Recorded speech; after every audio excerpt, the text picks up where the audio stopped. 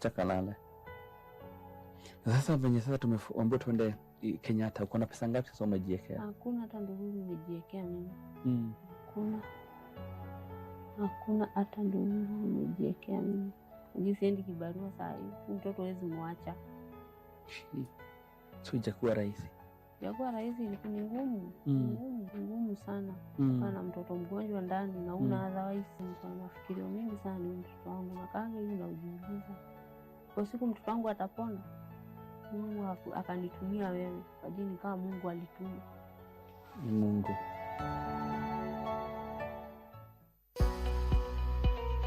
Application for Kenya Medical Training College KMTC March 2026 intake is ongoing. Interested Form 4 leavers from previous years up to 2024 are invited to apply through the Kenya Universities and Colleges Central Placement Service KUCCPS portal. Log into the application portal students.kuccps.ac.ke and submit your application. For application support or guidance, visit any KMTC campus or Huduma Center near you. Deadline is January 27th, 2026. Visit KUCCPS website www.kuccps.ac.ke for more information. Guess how long line zetu za stima ziko? 320,000 kilometers. Hiyo ni kama go around the earth 8 times. Wacha nikuelezee how far we go to bring you electricity. Hapa ni substation. Substation, hata engineers wakikuja, they don't just walk in. They have to be in touch with the controllers. They ask them to give them permits ya wafanyakazi kwa any place. Boss, hii sasa ndio final. Inaitwa transmission line. These lines transmit power from big stations like Olkaria at 200 up to 500,000 volts. Kazi yangu is to let 500,000 volts of electricity flow around me while I work so that Kenyans can get power. Hii kazi inahitaji bravery, strength, confidence, courage, hizo vitu zote. Kila saa nikiambia watu kazi mimi nafanya, wananiuliza why, na mimi nawauliza why not. Somebody has to do it. For them, for you. Shine on Kenya, pamoja tu.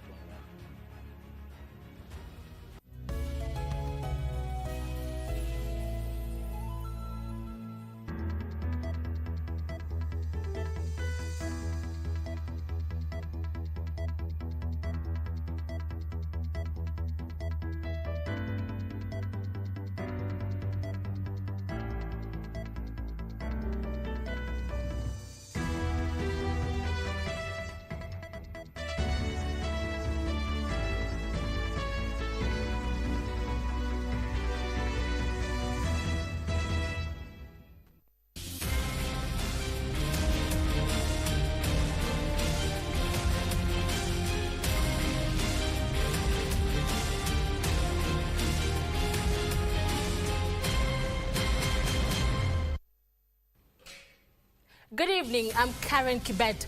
Thank you for joining us today. We really appreciate you taking the time to connect with us as we wrap up the week. Today, we'll be few key updates and highlights and sharing what's been happening across the globe. Today, I'm joined by my colleague. John Kago is my name. A sign language interpreter is Caroline Njoroge. Some of the stories you're covering for you tonight are the government signs contracts worth 600 billion shillings to support interns at the affordable housing project. Among other stories you're covering for you, Carren Kibbet has the highlights. Take it away.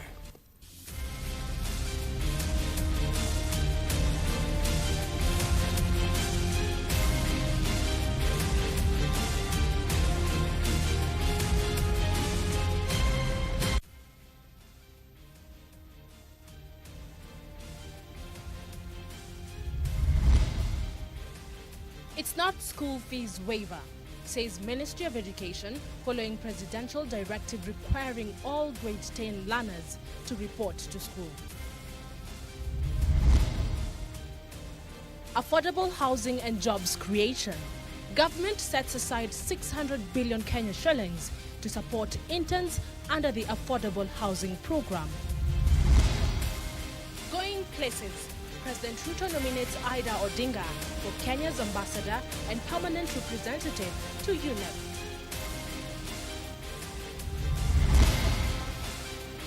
And Who is fooling who?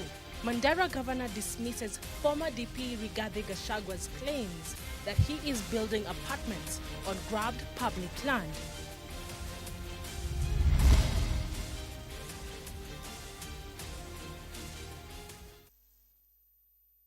Thank you, Carren, for that. Time for a brief of the news shaping up today. This is Easy Friday. Now, the government has signed contracts worth 600 billion shillings to support the engagement of 5,500 interns under the Affordable Housing Program in a move aimed at tackling youth unemployment and strengthening professionalism in the construction sector. Now, the interns drawn from various built environment disciplines like engineering, architecture and surveying will receive monthly allowances as they gain hands-on experience on affordable housing projects across the country, easing their transition from academic training to real-world practice. Friday morning at State House, Nairobi, 5,500 interns under the Affordable Housing Program had a face-to-face interaction with the head of state. President William Ruto said the program is a fulfillment of the Kenya Kwanza manifesto, noting that youth unemployment remains one of the country's most pressing challenges. I remember when we went out for the campaigns, one of the single most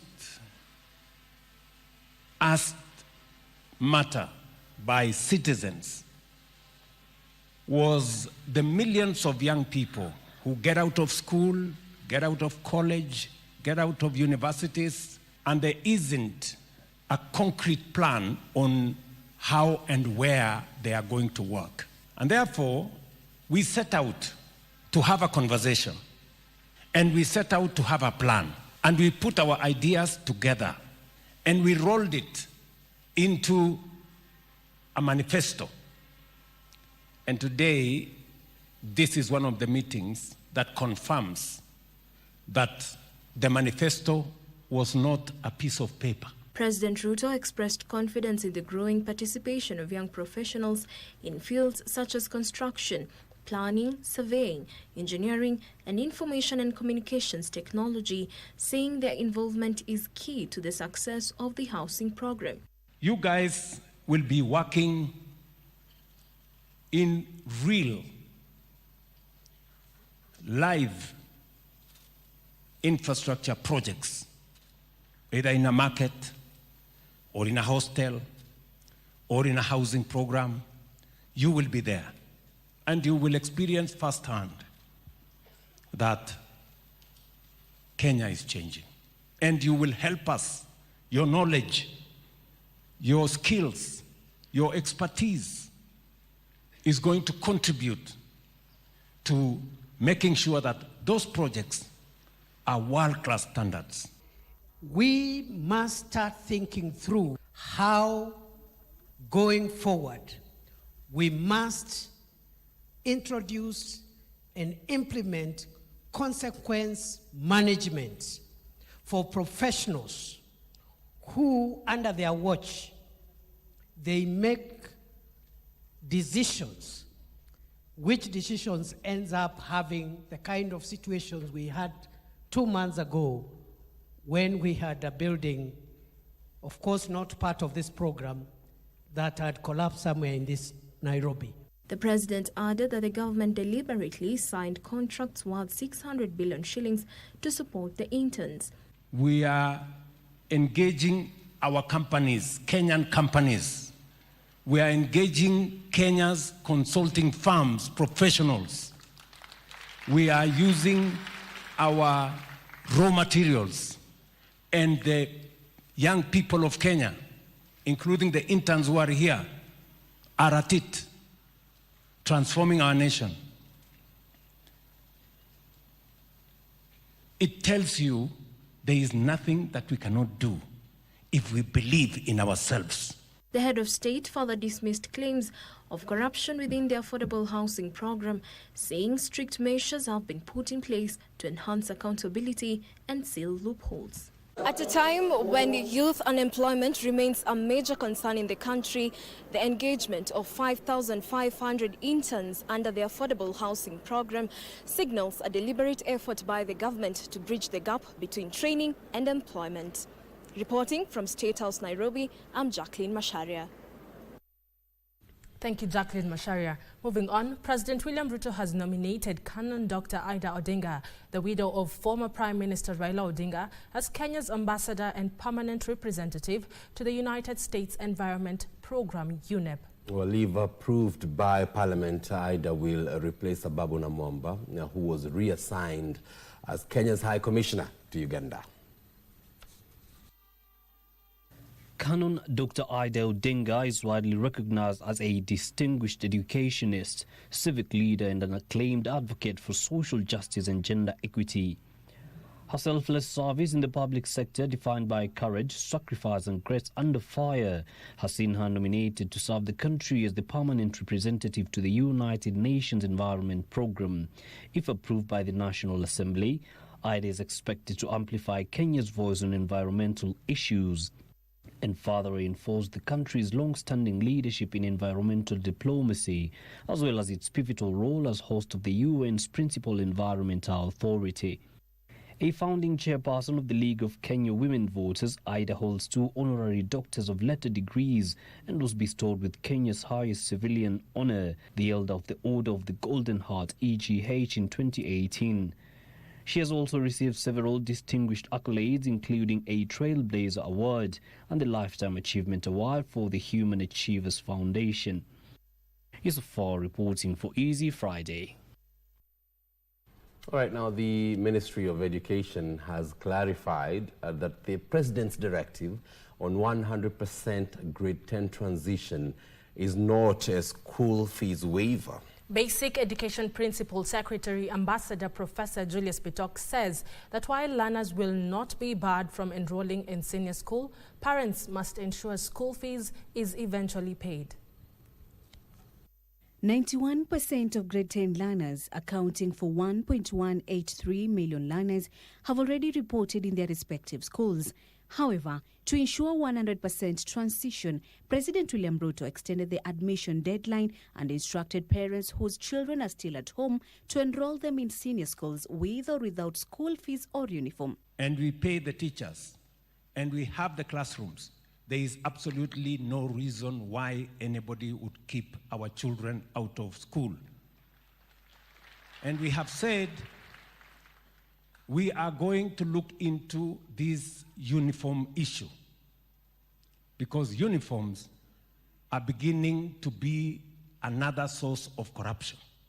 However, the Minister of Education has clarified that parents will still be required to pay school fees waiver. Students can be allowed to go to school as the parents look for that money. So there's no contradiction at all. So it is very clear in our minds. The President is very clear in his mind in what he said. Ours is to implement the presidential directive to the letter. Speaking at Moi Girls Isinya in Kajiado County during the launch of the 20 billion shillings Elimu Scholarship Program, Basic Education Principal Secretary Ambassador Professor Julius Bitok said the funds disbursed to schools are not enough to ensure smooth operation of the schools. That all schools have the capability to sustain these students. For the first time in many years, the government released capitation before schools opened. So the schools have money. There is no reason why a school should deny students to go in because of lack of money, because they already have capitation. This comes as one stranded grade 10 learner in Kakamega County finally joined Butere Girls following the President's directive. Honorable Rachel heard my cry, and when she heard it, she was very quick to respond. Every day, every hour, she will do a follow-up to make sure that I had everything. When I was doing my shopping, she made sure that I got everything on the list. Education stakeholders have urged the government to disburse more funds to cater for the needs of the learners. Asubuhi nimesikia President akisema watoto waletwe shuleni bila uniform, bila chochote. Sasa nilikuwa nangojea pia nisikize kama kuna malori ya chakula yatafuatilia hawa watoto. Hawa watoto watakula nini katika shule? In Kwale County, learners from vulnerable families including Rose Kerubo, whose father is disabled, are yet to report to school. Kwa hivyo naomba usaidizi kwa mwisani yote ambaye ataguswa. Kama anaweza kusaidia tutashukuru sana.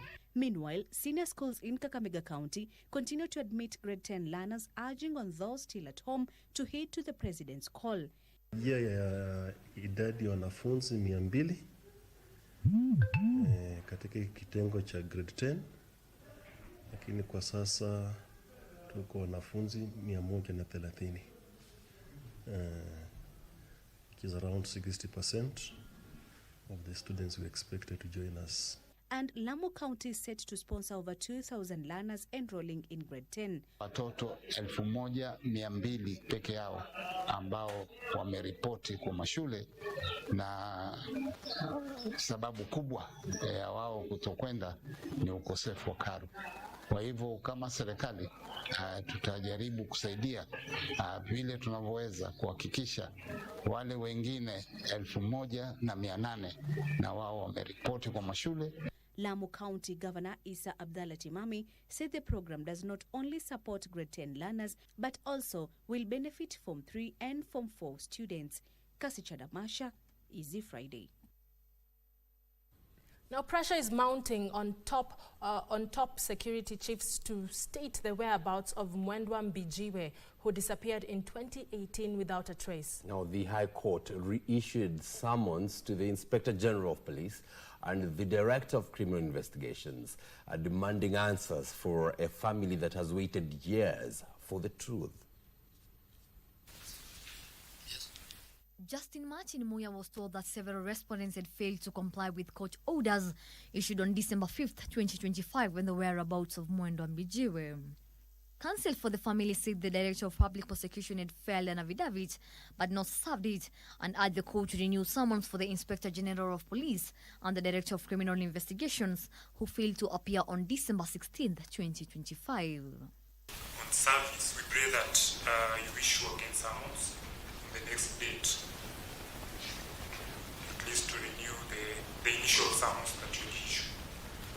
Respondents' counsel urged that there were no need to summon the IG and DCI, stating that the officer who saw the affidavit should testify instead.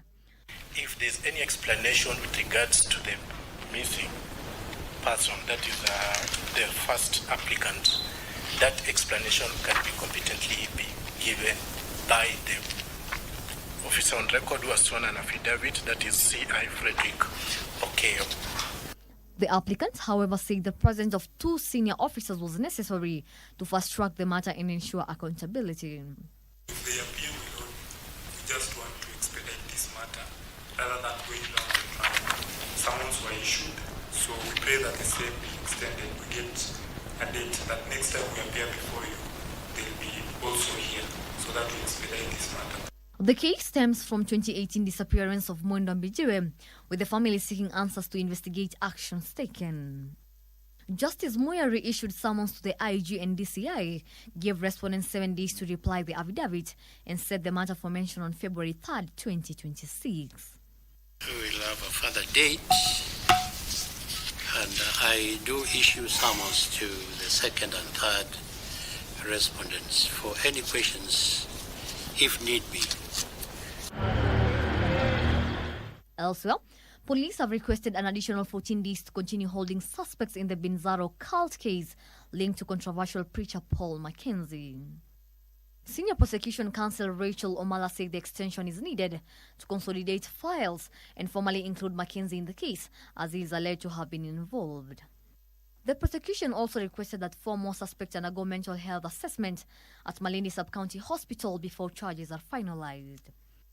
The suspects, who were arrested in July 2025 and have been in custody since, faced investigations for radicalization, facilitation of terrorism, organized criminal activities, and murder. Letua Debra for Easy Friday.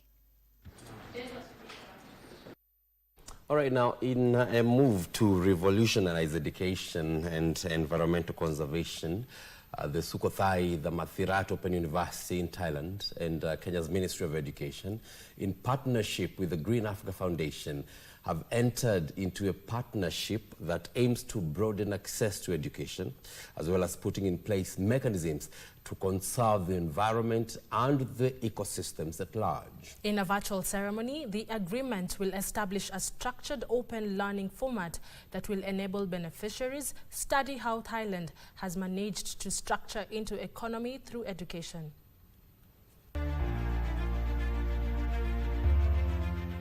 The ceremony brought together participants drawn from the Green Africa Foundation, Green Africa Group, Sukhothai Thammathirat Open University, the Royal Thai Embassy in Nairobi and the Ministry of Education in Kenya, with a focus on providing specialized training at the grassroots level, practical skills to children, youth farmers, artisans, community leaders and business owners.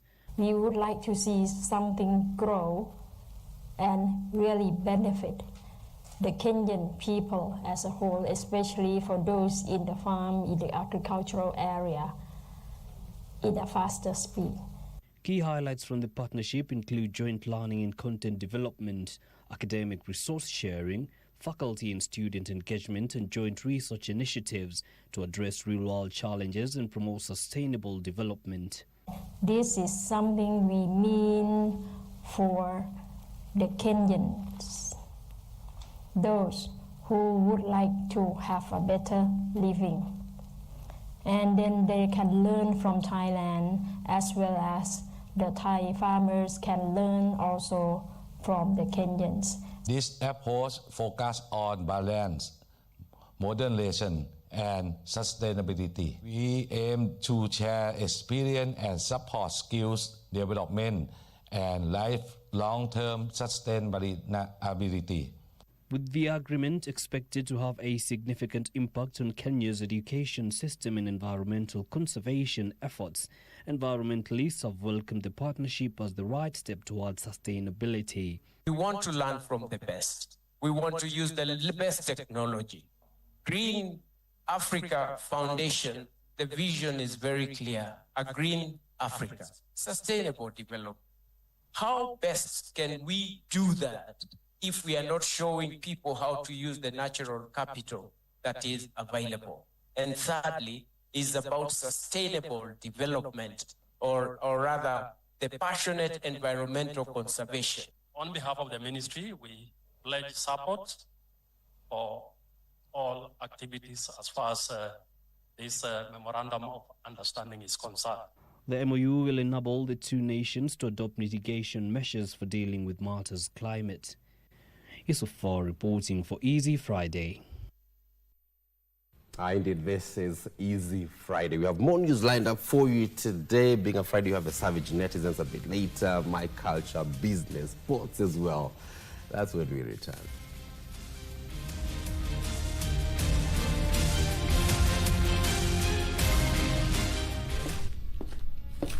Imagine 24/7 monitoring system voltage and frequency to ensure it's no more, no less. Welcome to National Control Center. This is where we control the country's power generation. These screens enable us to see the entire network, the generation, and the demand. They also enable us to achieve the balance. Everything has to be at the right frequency and the right voltage within the right margins. Otherwise, we'll have poor customer power supply quality or even power system collapse. From Olkaria Geothermal, Seven Forks Hydros, and other generation sites, you have to generate power, transmit it, deliver it to the substations, all the way to the transformer, and finally to you. My name is Engineer Teacher Pamoja Doanga.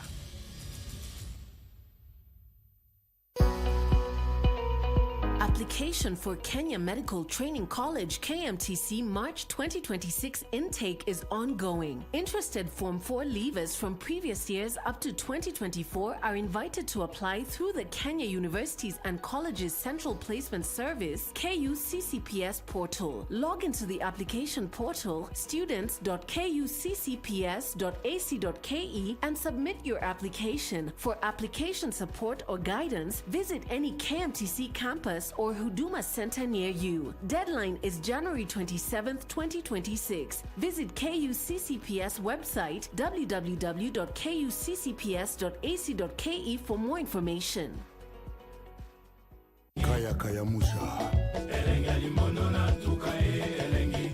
It is always a good time on Bridge over Congo. Catch us every Saturday from 10 p.m. till midnight. Join me, the Rumba Supreme Leader and the Grand Ayatollah Simeon Mfumo Kimbango and Winnie Marie Jose, Bridge over Congo. Mungu esilakana nzunguteka sielenge Mungu esilakana.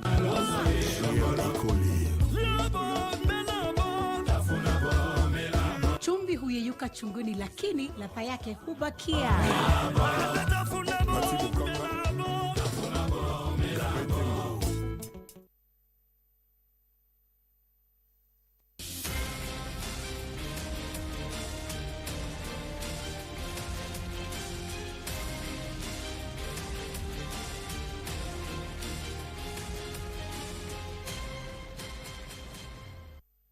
Welcome back. For those joining us right now, this is Easy Friday. We proceed. Now, Mandera Governor Mohamed Aden Khalif has dismissed allegations by former Deputy President Rigathi Gachagua that he is constructing an apartment on land belonging to a school in Nairobi's Parklands area, terming the claims false, defamatory, and politically motivated. All those allegations were made by Gachagua during a recent media interview in which he accused the governor of irregularly acquiring public land for private development. Now, those remarks sparked sharp reactions, particularly from leaders and professionals from northern Kenya, with some media practitioners later boycotting the interview over concerns about unsubstantiated claims and divisive rhetoric. In a statement, Governor Khalif said the land in question was legally acquired in 2020, long before he assumed office as Mandera governor. Well, he added that the dispute is already before a court of law and should be resolved through legal channels rather than media accusations. The governor further said he has instructed his lawyers to institute legal action against Gachagua over what he described as defamatory claims that undermine due process and his personal integrity.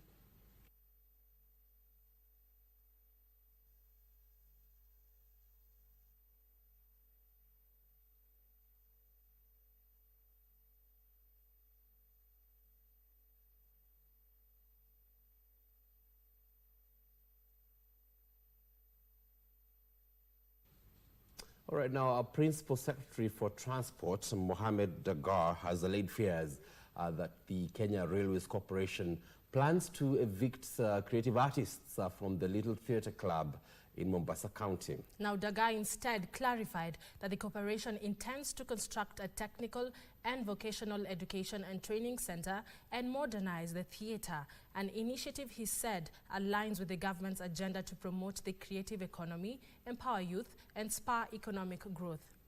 Well, now speaking after a consultative meeting with Kenya Railways officials, a section of Mombasa leaders and officials of the Little Theatre Club, the Permanent Secretary said that a 9-member committee has been constituted to probe the matter. At the same time, Little Theatre Club David Anguka said that they are not opposed to the construction of the institute and need sensitization about how the creative arts sector will benefit.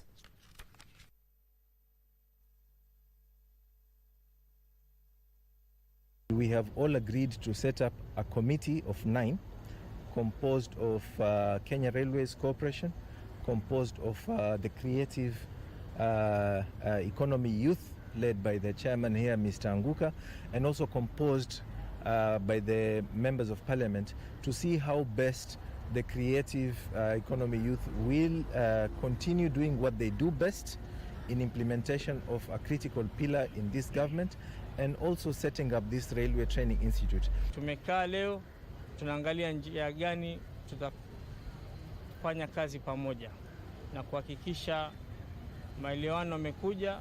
Sisi kama viongozi tungependa kwamba tubaki na hii theater hapa, lakini iwe modernized ili iweze kuchukua mambo mengi ambayo kwa sasa hayawezi kufanyika hapa. Kenya Railways inakuja na imeamua kusema inaleta TVET, but pia wamesema tunataka partnership na watu wa Little Theatre ambao ni creative. Na sisi hatuna shida ya partnership, but tunataka tuelewe na tuweze kujua ni nini hiyo partnership inahusu na vipi itasaidia wasanii. Kabla TVET yote kuja hapa, kitu ya kwanza ni kuwa tunataka kujua wasanii watabenefitaje. Now, the United Democratic Alliance Party says it is confident it will win the Ivorure and Muminji wards by-elections in Embu County. Well, speaking in Mbeere North after leading UDA candidates presented their nomination papers, the party's chairperson, Cecily Mbarire, said UDA has demonstrated commitment in transforming Kenya and has entrenched its trust among the electorate. United Democratic Alliance has expressed confidence of winning the forthcoming Evror and Muminji wards by-elections in Embu County. Speaking after the party's candidates Murati Nyaga and Peterson Jiru were cleared by the IBC to contest for Evror and Muminji wards respectively, a section of the party leaders said the electorate's growing trust in the government's development agenda will earn the party a landslide victory in the two wards. Tutawaipisha asubuhi mapema. Sisi kama watu ya Mbeere North, watu ya Embu County, watu ya Mlima, tutakaa ndani ya serikali. Tutakaa ndani ya serikali. Meanwhile, a section of leaders allied to the Kenya Kwanza, led by the National Assembly Speaker Moses Wetangula, has urged the ODM leadership to seize the internal wrangles and keep the party as strong as it was left by the late Raila Odinga. Raila alikuwa mtu ambaye hata mkibishana namna gani, mkimaliza anasema Kenya is bigger than an individual. Hata mimi tulikosana baada ya kura ya 2017, lakini baada ya kupata Waways kila weekend kama Arsenal inacheza, anaambia vijana yake, itwa mwami tuende tuangalie Arsenal, sisi ni watu ya Arsenal. Speaking in Nambale, Busia County, the leaders also call on the party to remain firm in the broad-based government in line with the wishes of the late leader. Tunataka wale watu wanaunganisha wa Kenya kwa njia ya upendo ili Kenya iende mbele. Na watu ambao hawaleti maendeleo hapa na vitina, nyinyi mtakubali vitina ama maendeleo? While Kirinyaga Governor Anne Waiguru has cautioned leaders and residents of Mount Kenya region to exercise caution amid emerging political realignments, warning against being pushed out of government without a clear alternative path. Speaking at Kutus during a meeting with just elected grassroots UDA leaders in Kirinyaga, Waiguru said Mount Kenya must not be misled into abandoning the Kenya Kwanza government without being told where the region is headed politically. Uko wanatuambia tuende, hatuna kiti. Wamepanga. President wanajua ni nani ama ni nani. Lakini umeona mtu wa Mount Kenya hapo akipewa kiti ya president? Deputy umeona mtu wa Mount Kenya akipewa? Hata huyo mwenye kuzunguka hapewi. Hata mikutano sasa zinafanywa hayuko. And in Narok County, the newly elected Jubilee Party Secretary General Moitalelo Lekenta has cautioned on political leaders to embrace unity and harmony in a bid to ensure that Kenyans get effective and quality services. Kenta observed that the country's political leadership must put national interests first and work together for the benefit of citizens. In Kakamega, a section of members of parliament elected on the Orange Democratic Movement ticket has come to the defense of Cabinet Secretary Wycliffe Oparanya, claiming he should be respected. The group claims continued insults and disrespect directed to Oparanya could deepen divisions within the party. Natuudhi ya kwamba party leader wetu amekaa, Oparanya anatushiwa. Chair lady Mama Glasi Suwanga amekaa, Oparanya anafanya nini? Na wanacheka meni. Kama unajisifu, unajisikia wewe ni mkubwa, wewe ni party leader, deputy party leader, hata hiyo chama tuliingia hapo tukiangalia mbele. Na tunaweza kupatia mgongo. Tilio Marco for Easy Friday. Well, now Meru County Government has procured a second garbage truck in readiness for city status. Meru Governor Isaac Mutuma said creating a conducive working environment is essential in delivering efficient and reliable services to the communities. Well, they said more stories in news making headlines in our counties. Meru Governor Isaac Mutuma said creating a conducive working environment is essential to delivering efficient and reliable services to the communities. He urged the public to effectively practice in waste segregation to support a healthier and more sustainable environment. Njia ambazo mnaona siku ya leo tukifanya za kuleta garbage trucks ni mojawapo ya juhudi ama jitihada tunafanya kama serikali kuhakikisha ya kwamba usafi unaimarishwa katika mji wetu wa Meru. While in Narok County, boda riders in Majengo area have vowed to firmly deal with rogue individuals using motorcycles to commit crimes, saying no one will be allowed to tarnish the name of their business. The operators were speaking after a suspected motorcycle thief was beaten to death. He managed to rescue the suspect who had already been seriously injured with bruises and wounds all over the body, and part of the lower and upper limbs had also been burned. He took the suspect to Narok County Teaching and Referral Hospital, and on arrival, the suspect was pronounced dead. Elsewhere, the administration of Hill School in Eldoret, Uasin Gishu County, has trained learners on the entire electoral process as conducted by the Independent Electoral Boundaries and Commission as a way to prepare the competency-based curriculum learners early enough to understand the process and undertake their democratic rights in future by electing leaders in their society. If we can start this process at this level, by the time the learners in grade 1 reach maybe university, by that time they will be aware of what it is, what it entails about elections in Kenya. Hawa wanafunzi wanapochaguliwa na wanafunzi wenzao, inabainisha na kutekeleza kwamba pana demokrasia hapa shuleni, na hiyo demokrasia wataiendeleza. Wajua kwamba pana demokrasia si shuleni tu, wakishalelewa vizuri watajua pia baadaye hata kule nje wanastahili kuwa na demokrasia.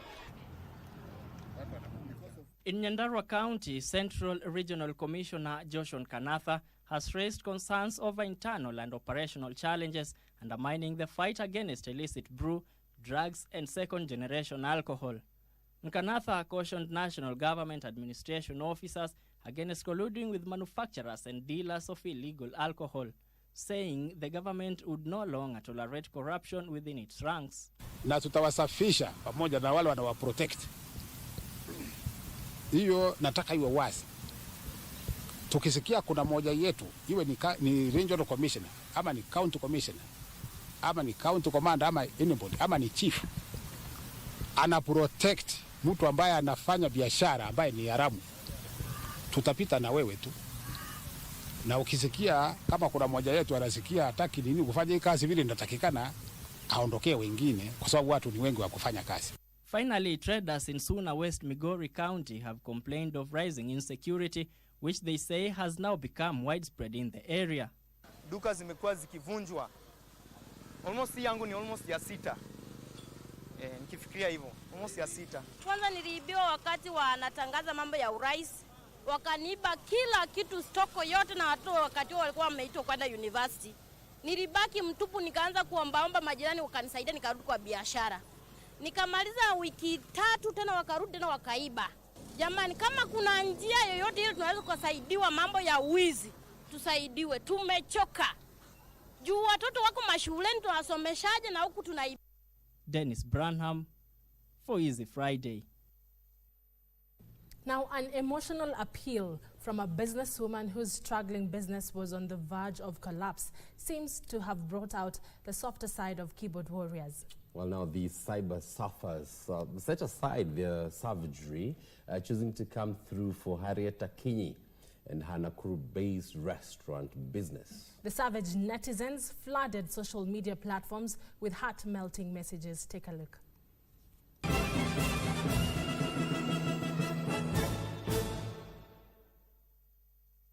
Despite their savagery, this week the netizens showed us their other side, which we don't quite get to see. So let's find out why. As January continues to ravage the pockets of many,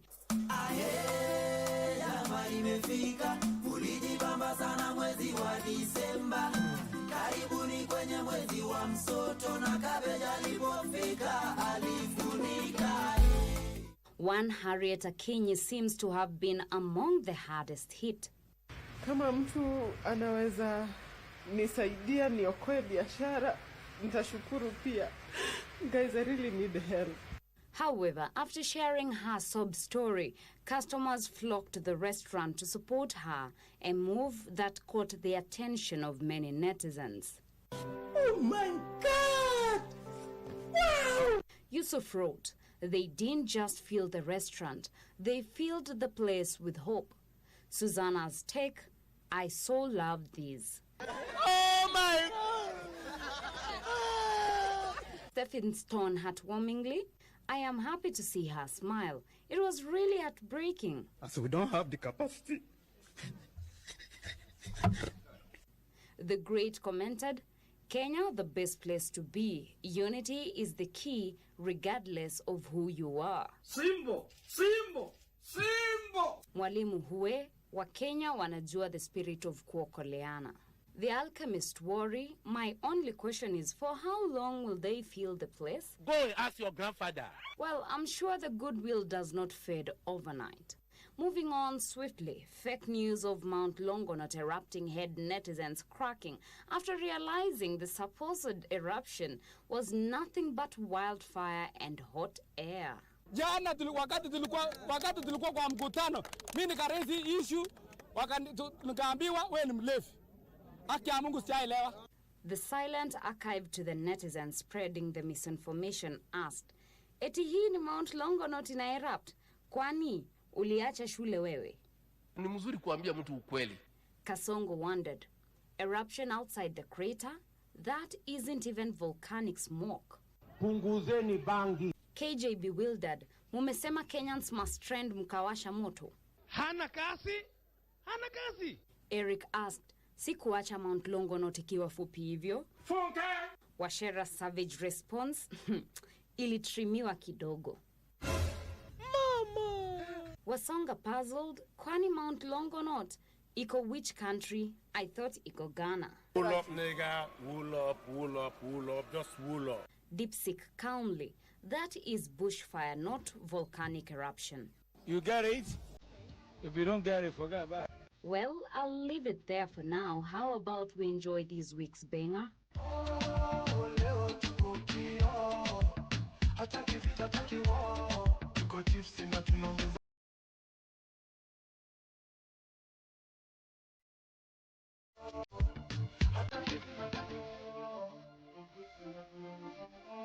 That's it for us. Catch you next week on Savage Netizens for Easy Friday. I am Teresa Mutai.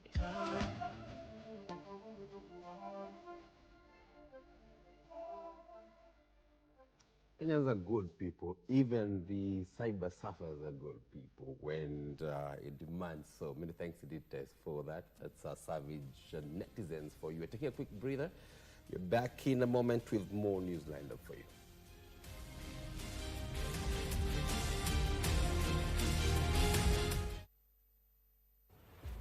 Guess how long line zetu za stima ziko? Bright moments.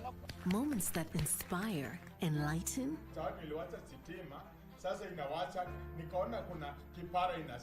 and give hope, joy, and clarity. We move forward together, shining and with purpose. For years, we have been your trusted partners that have kept the path illuminated into a bright shared future.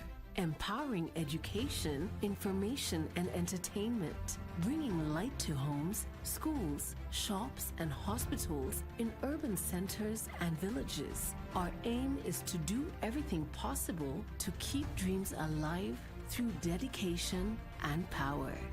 Kenya Power. Pamoja twang'aa.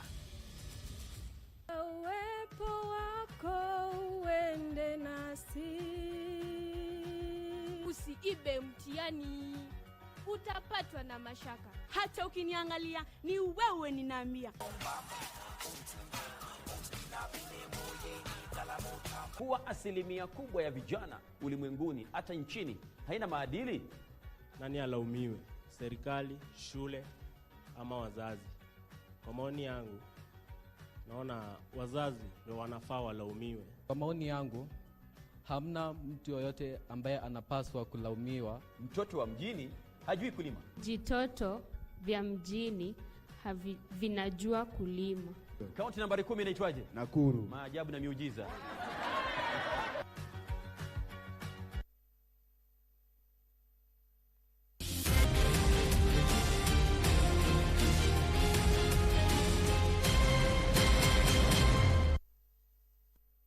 Welcome back to Easy Friday. Now tonight on My Culture, we take you to Thika, where a unique wedding ceremony unfolded. A deaf wedding with all the beauty of tradition, faith and family. Well, it was pure love expressed through a unique language, and our reporter now takes us inside this unique celebration.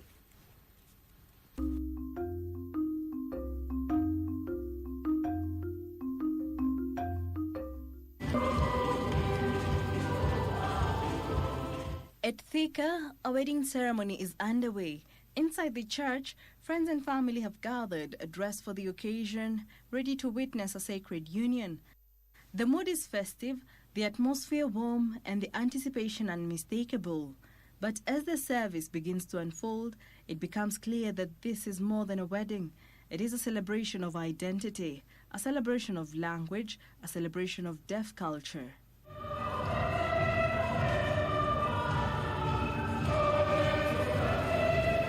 Many of the congregants are deaf, and Kenyan Sign Language is the heartbeat of communication in this space.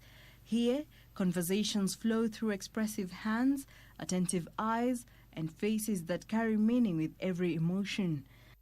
Outside, the bridal party makes final preparations. Bridesmaids confirm they are en route. Groomsmen take their positions, and the church settles into a quiet excitement, waiting for the moment that signals the beginning of a new chapter.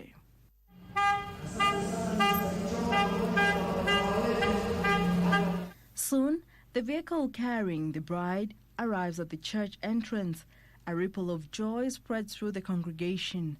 As the groomsmen and bridesmaids make their way into the church, they dance in celebration, because in deaf culture, joy is not only heard through music, it is also seen through movement, rhythm, and expression. Tukija kwa watu ambao wasiweza kusikia, kwa inakuwa tofauti. Wanaweka kunakuwa na muziki. Na ingawaje watajumuika na wenzao ambao wanasikia, wao wataweza kufuatia zile midundo ya muziki, kufuatia mtetemeko ya zile midundo ya muziki.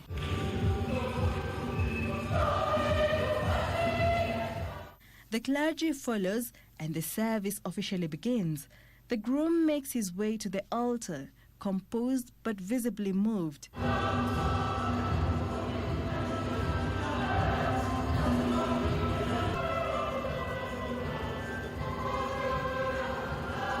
The flower girls walk down the aisle, and the congregation rises in readiness for the bride's entrance. The music continues, but here it is experienced in a fuller way, through vibration, through timing, through coordinated movement, and through the unity of the moment. Ingawaje kunakuwa na changamoto au tuseme upungufu kiasi, sababu katika harusi ya watu ambao wanaweza kusikia, kunakuwa na shangwe, vigeregere, na pia kuna vifijo na nderemo. Utapata katika sherehe ama kwa ile harusi amna vifinjo wala nderemo. Sababu gani? Wale watu hata ukipiga nderemo hawezi kusikia, kwa sababu katika mawasiliano yao sana kwa 100% hutumia mikono katika kuwasiliana, na pia macho kama masikio yao.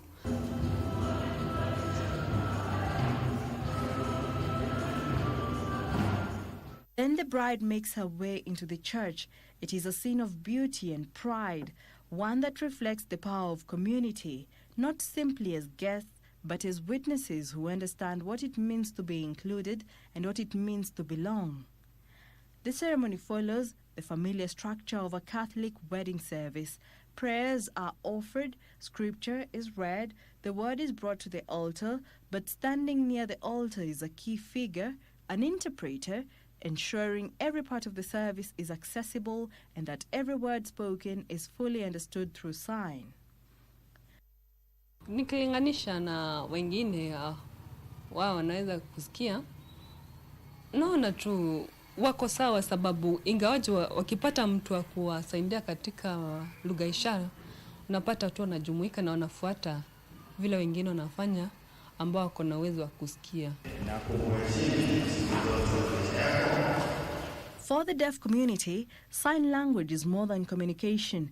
It is identity, it is connection, it is culture. The vows follow, led by the priest, as the couple makes their promises with clarity and intention. Their commitment is expressed not in volume, but in meaning, visible, deliberate, and deeply personal.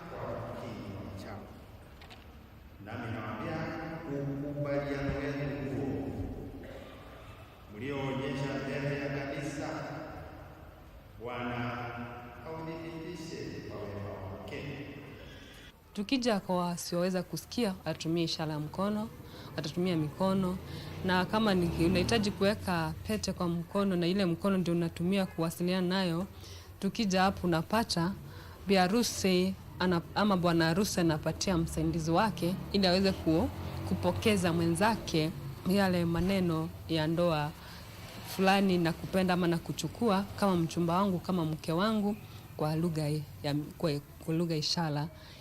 Bwana azibariki pembe hizi atakapokaa ziwe ishara matendo na uaminifu. Semeni amina.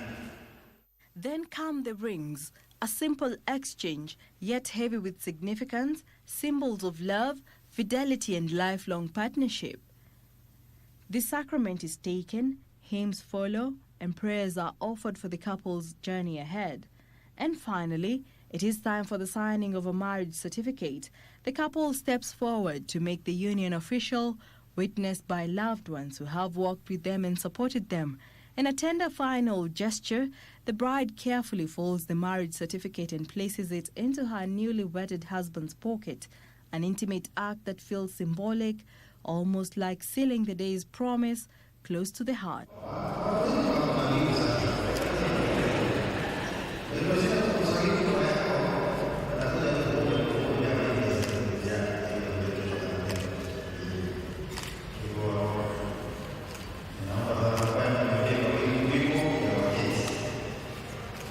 Hii harusi hakukuwa na mazungumzo mengi ya watu kusikia, ilikuwa harusi tulivu. Hata watu wakipiga vigelegele unapata hakuna zile mbwembwe, shangwe nyingi. Ingawaji kwa watu wanao uwezo wa kusikia, ile harusi wakati wanabebishana pete unapata kuna ile shangwe na vigeregere mpaka zinasikika. Ingawaje huku hata mngepiga zile binja na vigeregere hawawezi kusikia. Kwa hivyo hata makofi yao yakipigwa unasikia kuna utulivu, unyamavu. Naweza kusema ilikuwa kipekee kama tukilinganisha na wale watu ambao wanaweza kusikia. In this church, in this moment, we are reminded that culture is not one size fits all, that love does not need sound to be real, and that a community does not need to be loud to be powerful. Baada ya harusi, huwa wanaenda fungate ama honeymoon kama wengine.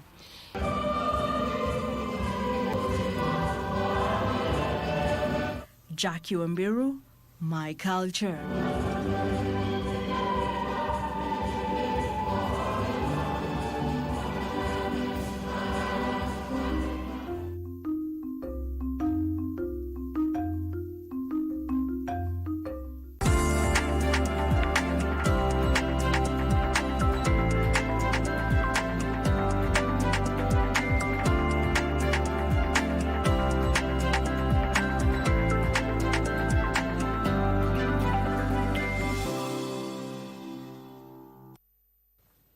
All right, welcome to Easy Friday Business.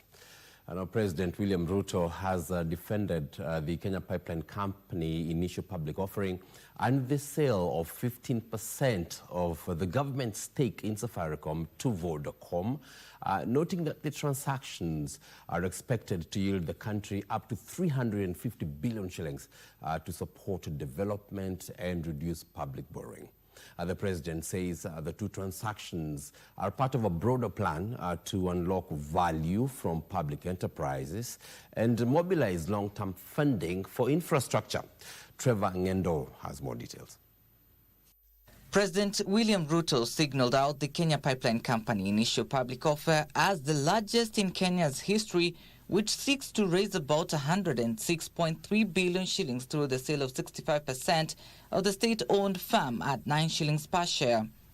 Combined with proceeds from the 15% sale of Safaricom's stake to Vodacom, the government estimates the transactions will raise up to 350 billion shillings in direct revenue, which can then be leveraged to attract trillions of shillings in private and institutional financing. With 350 billion, we are going to leverage, and we will have between 3.5 and 4 trillion shillings to be able to run all our projects.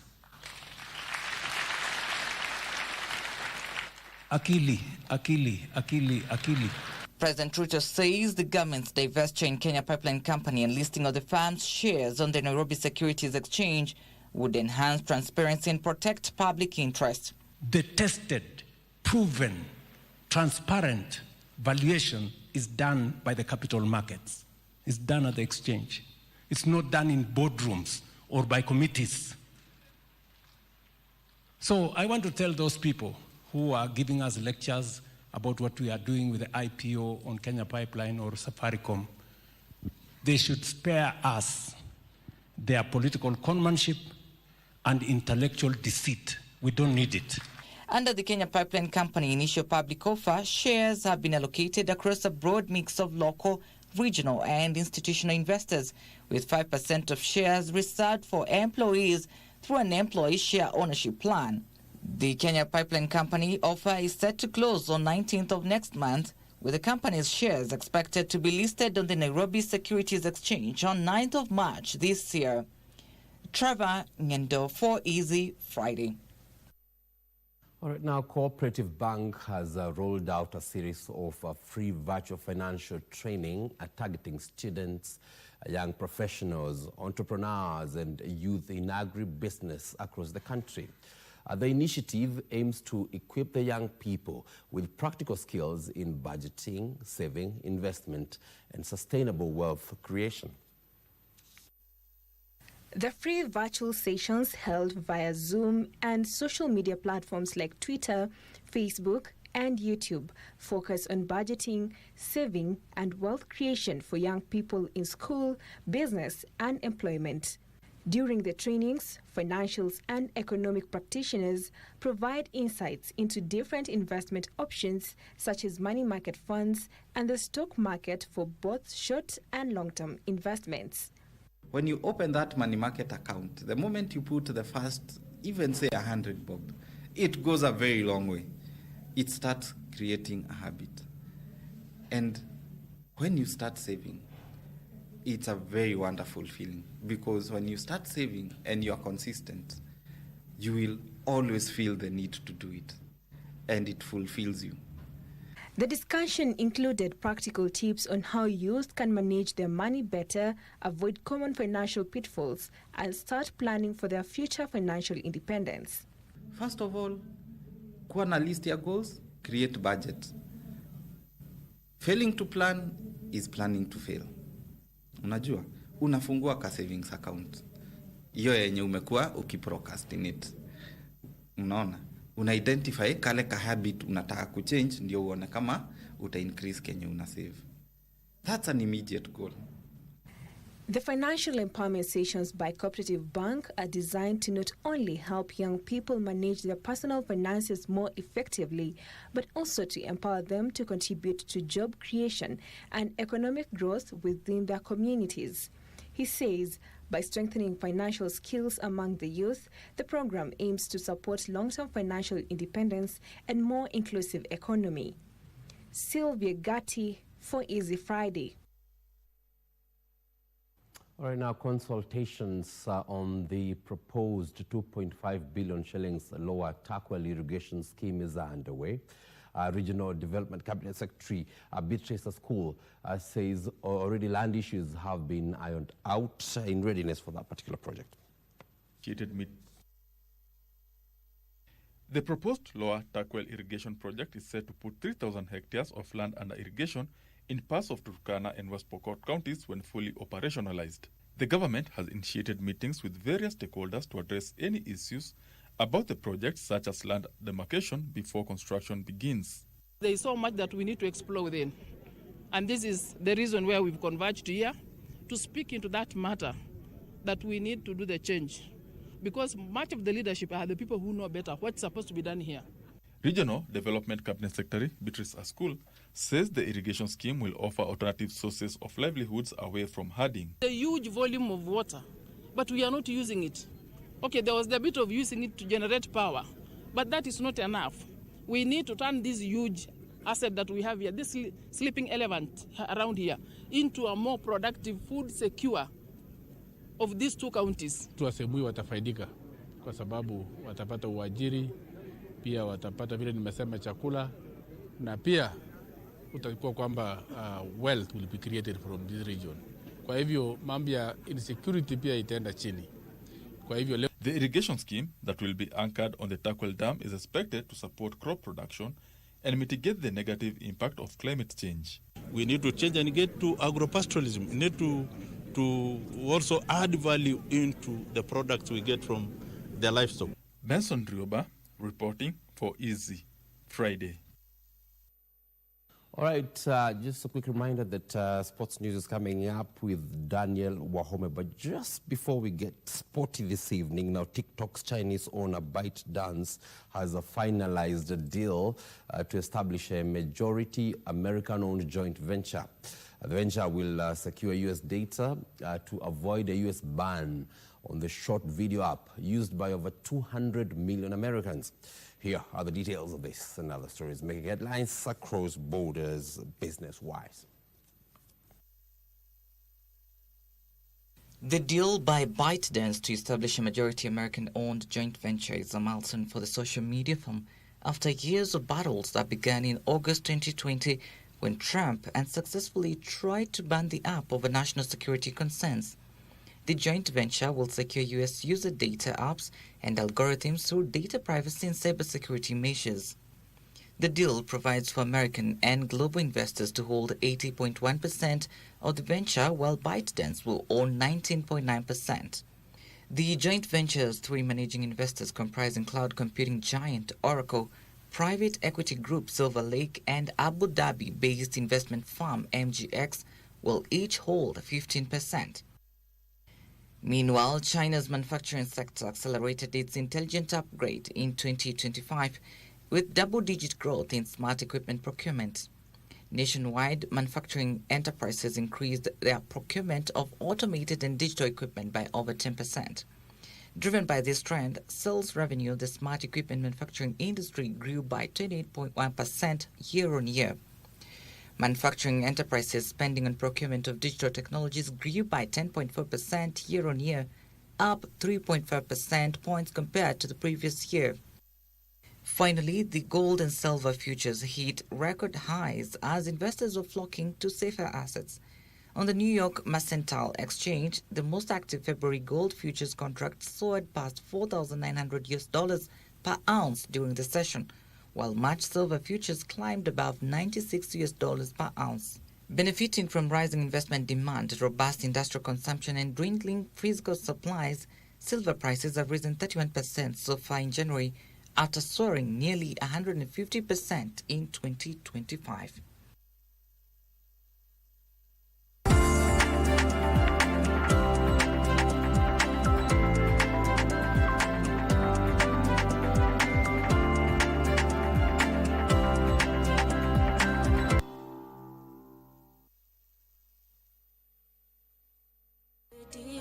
differently. People who are blind have been left out of the fashion and design industry.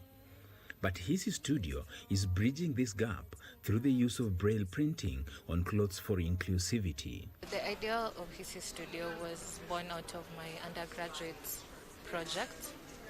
And I was trying to answer the question, how do visually impaired people interact with fashion? It's not enough that his studio gets to do this for the blind.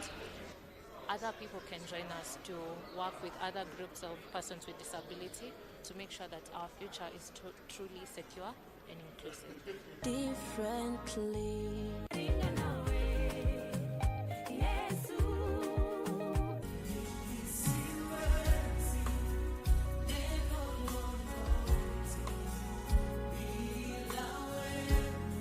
What is it to discern? What is it to hear God's voice? The Bible in the book of John tells us that my sheep hear my voice. For you to hear the Holy Spirit speak to you, first of all, you must be a person of the word. Pia lazima uendelee ku read the word, because hakuna anyhow way unaweza sema that I will do kitu yenye God amenipatia kama sina njia nini zake. Hearing God's voice starts from you having a relationship with God.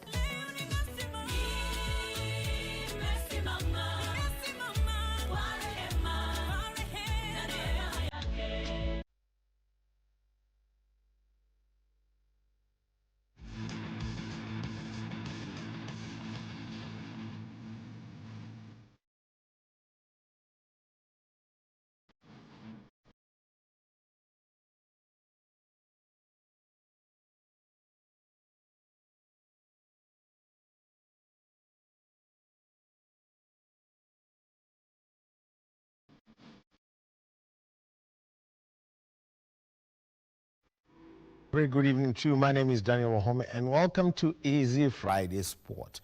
Now, the government has announced that the Raila Odinga International Complex, formerly known as the Talanta Sports City, earmarked to be the main venue for the 2027 Africa Cup of Nations, is now 80% complete. In a joint statement, the Ministries of Sports, Defense and Information Communication and the Digital Economy said construction works are well on course, with only interior fittings and final pitch preparations remaining before the completion. Frederick Moki has the details. Kenya's preparation for the 2027 Africa Cup of Nations AFCON is well underway, with progress being made across infrastructure, planning and institutional coordination. Friday morning, top government officials from the Ministries of Sports, Defense, Information, Communication and the Digital Economy toured the 60,000-seat capacity stadium to assess its progress. We are happy of the progress so far. As we said, we deliver the project. You can tell yourself, you can see it by yourself that the project is being delivered. We are working on 21 more stadiums. That will give us ample space for either training or praying across the country. Otherwise, for us in the State Department for Sports, in the Ministry of Sports, we are okay with the progress, and we can, again, I repeat, give assurance to the nation that we are ready to host AFCON. According to the government, the outstanding works include the installation of spectator seats, which have already been procured, and the laying and nurturing of the playing surface. You've got VIP suites where people pay premium to actually watch live sports. You've got normal stands where we expect our youth and our Kenyans to actually come and participate. And just finally, sport is big for Kenya. Kenya is actually a sporting country. And all the infrastructure that is being put in place, both what has been done at Kasarani and what we'll be doing in the training pitches, including Nyayo, is actually up to the standards that is expected.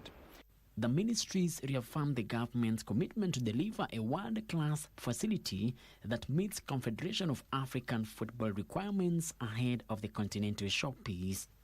As Kenya continues stepping up its efforts to prepare for co-hosting the 2027 Africa Cup of Nations with Uganda and Tanzania, stadium is taking shape, and according to the steering committee, the stadium completion works now stands at 80%.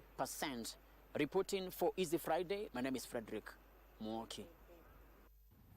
Now, the world's fastest road runners are set for a blockbuster showdown in Boston as defending champion John Korir renews his rivalry with world athletics champion Alphonse Simbu at the 2026 Boston Marathon set to be held on the 20th of April.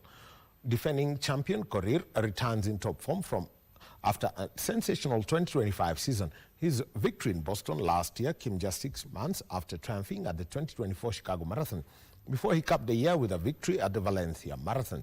Tanzania Simbu, who finished second in Boston last year, will once again be a major threat, while Kenya's Cyprian Kotut, who placed third, is also back to challenge for top honors. Joining them is Kenya's Benson Kipruto, one of the most decorated athletes in the field, with wins at the 2021 Boston Marathon, 2022 Chicago Marathon, 2024 Tokyo Marathon, and the 2025 New York City Marathon. The women's challenge will be spearheaded by the defending champion and course record holder Sharon Lokedi, with her competitors Vivian Cheruiyot and Irene Cheptai. All the Ethiopians will be led by Workenesh Edessa and Bedatu Hirpa. But now Connor Mance has to win the race he's in if he's going to get that second position. Soak it in, John Korir. John Korir is the man who is going to meet the moment in Boston, champion of the 129th Boston Marathon. And then the race here. Simbu, Kotut, and Mance. They've dropped Mance, and now for second. Kotut and Simbu. Yes, but it's a big PR for Connor Mance. It might not be second place, but 2:05.06. Amazing. And just for trivia is that John Korir won the Boston Marathon. His brother is former Cherangani MP Wesley Korir, who's also won that marathon and represent Kenya at the Olympics. Let's move on to football, where Nairobi United will be seeking to register their first win in the CAF Confederation Cup group stage when they host Tanzania's Azam this Sunday at the Nyayo National Stadium. The match will be televised live on KBC Channel 1 from 4 p.m. The Nai boys, who are making their debut in the Continental Showpiece, started the campaign in the group stage with a 3-0 loss away to Wydad Casablanca and a 1-0 loss at home to Congolese side AS Maniema Union. In their opening two matches, meanwhile, Azam FC opened their group stage journey with a 2-0 defeat away to AS Maniema Union before suffering a narrow 1-0 loss at home to Moroccan giants Wydad Casablanca. Nairobi United had made their historic qualification to the group stage after shocking Tunisia giants at 12 to Sahel 7-6 via penalties after a 2-2 aggregate tie in the second qualifying round, as Azam eliminated Zanzibari side KMKM 9-0 on aggregate.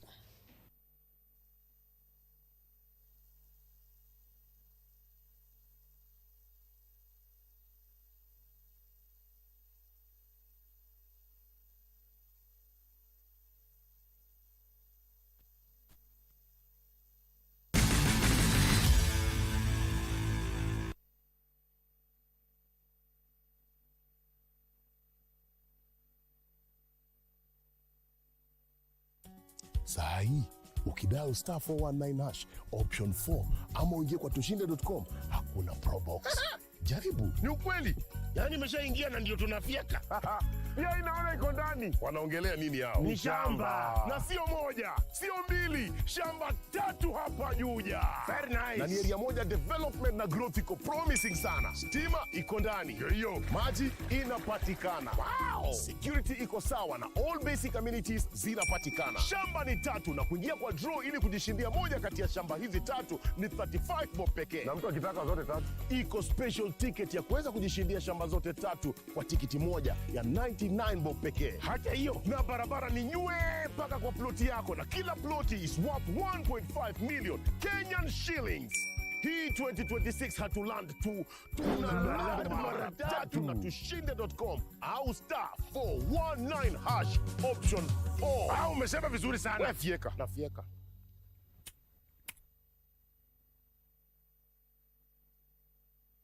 In this match, he's punched it into the path of waiting defenders. This time he's great on his line d'or.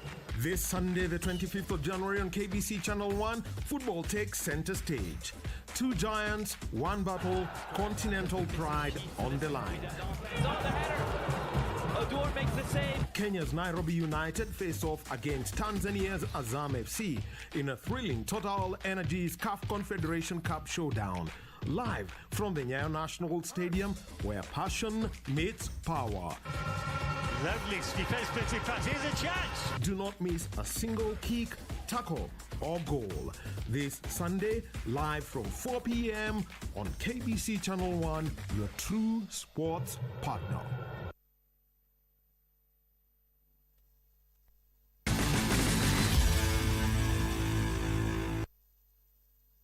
And welcome back.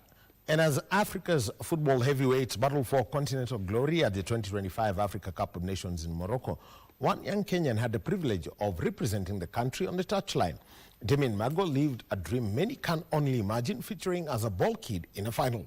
Sean Moyer has the details. He may not have won the national colors on the pitch, but in Morocco, one Kenyan was part of Africa's continental showdown. Damian Magu was selected through a competitive process by the Confederation of African Football, showcasing his journey from the Football Excellence Academy training pitches to the grandest stadiums of AFCON, an experience that fulfilled his lifelong dream. It has really opened my eyes to see how football is played and how easy it is to play it. And it is very easy if you just put your mind and God first. You can make it. Anything is possible. The journey for him has been swift for him, and he has been able to focus and stick to his goals. Beyond the excitement of the matches, the experience exposed him to discipline, professionalism, and a balance in the demands of top-level football. FEA Executive Director Ismail Hussein believes that the opportunity is a great achievement for him and the academy, adding that plans are underway to share the knowledge gained from the tourney. An academy without giving players opportunities is not an academy. We train these players so that we can be able to expose them, so that they can be able to reach to greater heights. And that is what we are doing as an academy. The Academy Board Chair, James Juguna, said that the milestone is a reflection of their long-term vision, excellence, exposure, and opportunities to nurture talent. There are three things that we follow as an academy, and we have been telling our players. One is that we have God, and two, we have the education, and three, we have the football. We balance on them. Sean Muya for Easy Friday. I can confirm that Damien never touched a towel. It ends there. Now moving on is that Aston Villa are through to the last 16 of the UEFA Europa League after a narrow 1-0 defeat of Fenerbahce in one of the 18 UEFA Europa League matches played last night. Jadon Sancho netted a first-half goal which helped Aston Villa emerge victorious against Fenerbahce in Turkey last night. The result saw them move to second place with 18 points, tying with top place Lyon with one more fixture to go in the league phase. Fenerbahce's defeat saw them drop to 18th position with 11 points to fall in the playoff stages of the competition. In other matches, Austrian giants Red Bull Salzburg thrashed Basel by 3-1 at the Red Bull Arena, a resounding win that saw them have hopes of remaining in the competition with a match to go against Aston Villa. Meanwhile, Roma beat Stuttgart 2-0 at home as FFCB slumped to a 4-1 defeat to Dinamo Zagreb away from home. Celtic were held to a 2-2 draw by Bologna as Porto were also forced to share the spoils with Victoria Plzeň in their 1-1 draw. Feyenoord beat Sturm Graz by 3-0 as Lille lost to Celta Vigo by 2-1. Really finding a Villa player, and Cash sends it in, and the header from Jadon Sancho puts Villa into the lead. It's Sancho's first goal for the club. Villa look for number 2. Here's a big chance. Edison comes out. It's with Sancho. It's a superb block by Skriniar. It's in the back of the net here. Tielemans to take it. Mings to challenge. Edison doesn't get hold of it. And a shot from Sancho. Mings collects on the turn. Wow, just needed a touch. Opportunities before long as Rodgers tries to find a way through. And now it's with Fred, looking for Talisca. Oh, it's a super save by Bizot. Needed, then will do it. It's a low one in for Duran. Aktakola brings the save, and he's there on the follow-up. Fenerbahce have their equaliser. 15 minutes from time. And what a 15 minutes now. And top seed Arina Sabalenka overcame Anastasia Potapova in straight sets of 7-6, 7-6 in the Australian Open women's singles to set up a 4th round match against 17th seed Victoria Mboko of Canada Coco Gauff also progressed to the fourth round after she defeated Feli Batiste by 2-1. The top men's seed Carlos Alcaraz claimed a 3-set win of 6-2, 6-4, 6-1 over French tennis star Corentin Moutet, who is seeded 32nd to set up a fourth-round match against Timmy Paul. Alex de Minaur also progressed after claiming a 3-set win of 3-6, 4-6, of 6-3, 6-4, 7-5 over Francis Tiafoe at the Rod Laver Arena. British number 2 Cameron Norrie crashed out in the third round after being beaten by world number 3 Alexander Zverev in 4 sets of 7-5, 4-6, 6-3 and 6-1.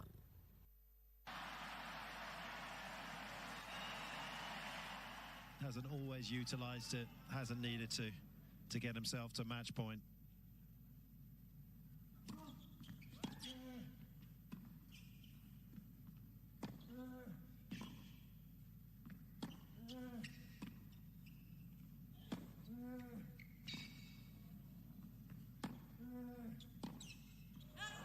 Games their match. Alcaraz. 3 sets to love. 6-2, 6-4, 6-1. His most impressive performance of the tournament so far. That's the sport for tonight. Tomorrow is a sporty Saturday. But remember on Sunday, think of this. Benson Omala, top scorer in the FKF Premier League 2023-24, is playing for Nairobi United. You watched him at Chan. His nickname is Fei Toto, Faisal Saloom, playing for Tanzania, but he's playing for Azam United. 4 p.m., Nairobi United versus Azam. That is in the CAF Confederation Cup.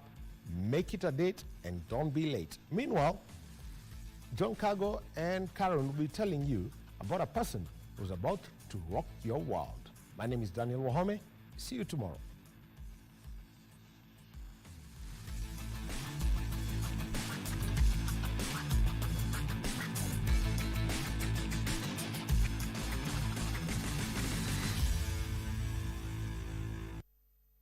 Thank you very much, Daniel Wahome, for keeping us up to speed with the latest news in the world of sports. And it's a wrap right here on Easy Friday. My name is Carren Kibbet. Our sign language interpreter this evening has been Caroline Njoroge. John Kago, please tell us, who's this man who's just about to rock our world? Absolutely. Disco funk, one of favorites and many people's favorites. Oh, Take you way back, disco funk.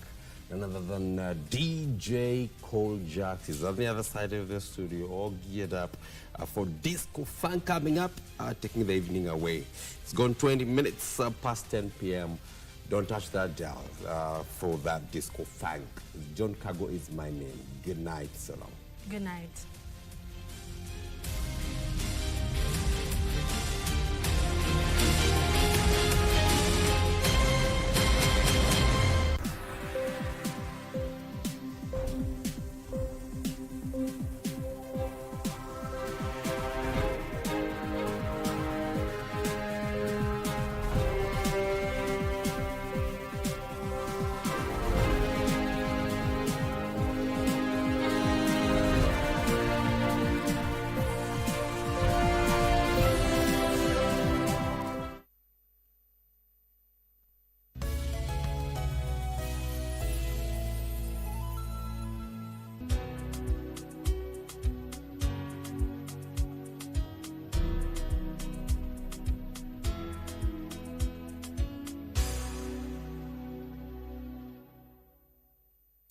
Saa hii ukidial star 419 hash option 4 ama uingie kwa tushinde.com, hakuna probox.